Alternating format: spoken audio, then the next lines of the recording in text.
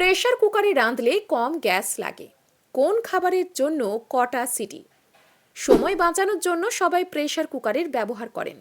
বিশেষত যারা একা থাকেন তাদের জন্য প্রেসার কুকারে রান্না করাই সব থেকে সুবিধার। তবে প্রেসার কুকারে সিদ্ধ করতে গিয়ে দেখা গেছে অনেক সময় ঠিক মতন সিদ্ধ হচ্ছে না। ছোলা সিদ্ধ করতে গিয়ে অনেক সময় 6 ঘন্টা ভিজিয়ে রেখেও সিদ্ধ হয় না। সেই জন্য 3 থেকে 4টি সিটির প্রয়োজন হয়।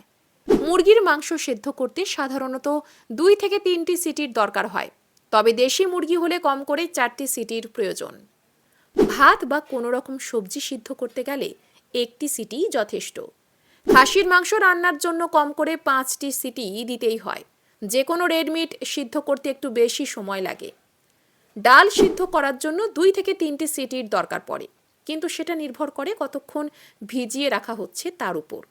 প্রেসার কুকারে রান্না করলে যেমন সময় বাঁচানো সম্ভব হয়, তেমন গ্যাসও কম লাগে। তবে সঠিক পদ্ধতিতে রান্না করলে প্রেসার কুকারে রান্নার স্বাদ বাড়ে দ্বিগুণ।